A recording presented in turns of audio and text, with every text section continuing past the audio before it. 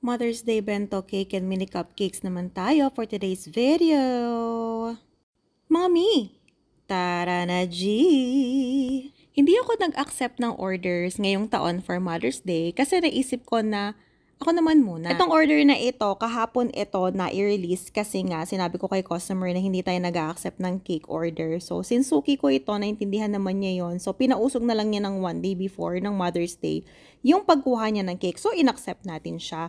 Kaya ako napag-desisyonan na hindi mag-accept ng cake orders ngayong Mother's Day kasi nga, gaya ng sabi ko, gusto ko muna na ako muna. Gusto ko muna maranasan yung peace, yung relaxation, yung enjoy ko itong araw na ito. Pero bukod sa Mother's Day, meron pa kaming isang occasion na sineselebrate. Naaalala ko noon, yung first job ko kasi sa isang fast food chain nung 18 years old ako. Teen mom kasi ako, 17 years old pa lang ako, meron na akong anak.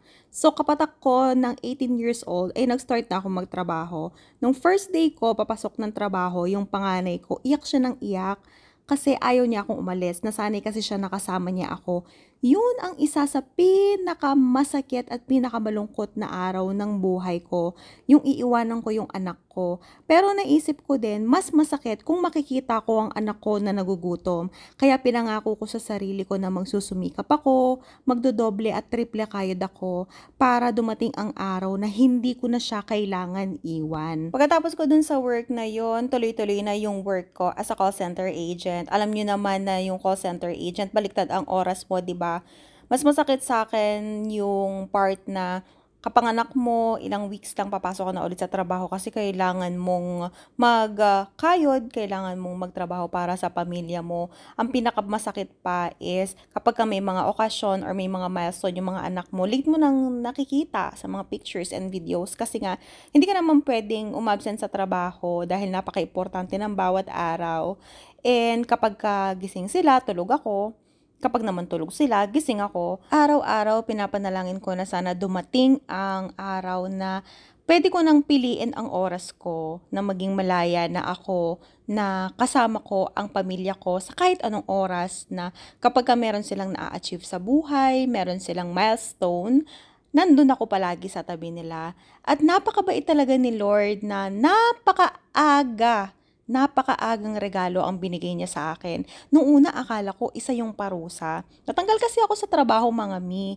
Meron kasing mass layoff na nangyari dun sa kumpanya namin dati. Masakit sa akin yun kasi halos isang taon pa lang nung na-promote ako, nakuha ko yung pinapangarap kong role sa company na yon. Tapos biglang nawala. Gumuho ang mundo ko.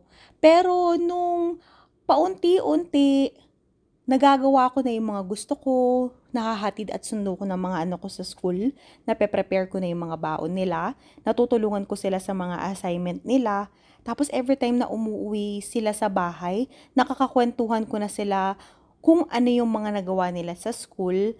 Unti-unti ko nare-realize na, teka, ito pala yung pinagpe-pray ko araw-araw. Ito pala yung iniiyak ko kay Lord dati. Yung panahon na makakapili na ako ng oras na makasama yung mga anak ko. Tapos may pabonus pa na business. O 'di ba? Kumikita na ako and at the same time, nagiging nanay na talaga ako. Na-experience ko na talaga kung paano yung maging ina. Kaya sa mga working moms dyan, kapit lang mga mi, alam ko napakahirap, napakasakit, pero lahat naman na ito ginagawa natin para sa kanila. Pasasaan pa't makakamit din natin ang mga prayers natin, di ba?